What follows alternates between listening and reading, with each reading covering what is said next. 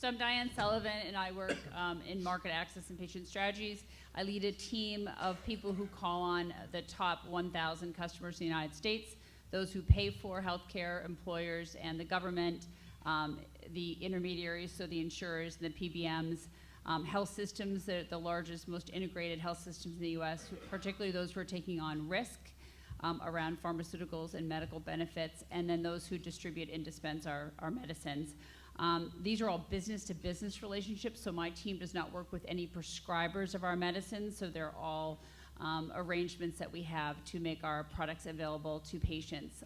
We have about 1,800 contracts in every size and shape, as you can imagine, across those 1,000 customers. I also lead a team of about 100 people who work with healthcare professionals who have chosen a medicine, made a clinical decision for a medicine, and then we work directly with those healthcare professionals and patients who are trying to get on and stay on therapy. So overcoming the barriers of affordability and all the approvals necessary to get on a therapy.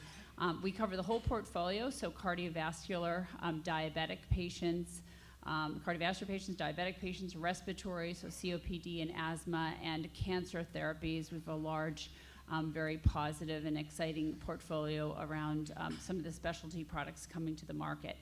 I'm thrilled to be here today. We have been experimenting for about 3.5 years with all sorts of innovative experiments to try to be part of the solution. We know we're one puzzle piece in a much larger ecosystem around healthcare and around patients.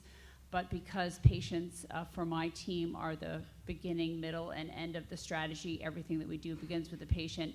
We've tried about 190 experiments over the past 3.5 years. We've failed 50 times and had to, like we do in R&D, had to pick ourselves up and then try again. And we're very willing culturally to experiment and figure out how to be part of this solution.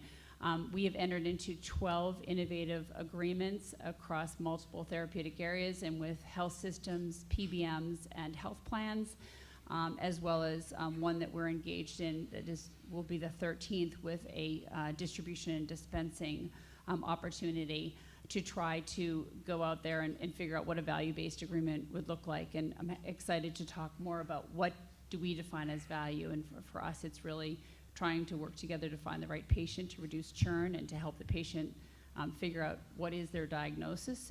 We are in a unique position because about 80% of our portfolio, pipeline and current, has a companion diagnostic, so it's much faster to find the right patient. If it's an AstraZeneca medicine, we've gone at risk and said that if our medicine doesn't work, then we will compensate for that.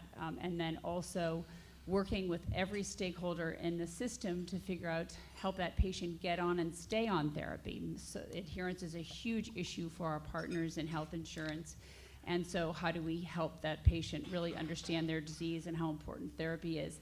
And then on a quarterly basis, we sit and we go through patient outcomes. You know, we expected something out of this agreement and what we're all trying to do together, and what is working and what is not working, and how do we really focus on, through de-identified patient data, how do we understand what is and is not working, and how do we put solutions in place? So it's an exciting time to be here today, and I'm looking forward to the conversation.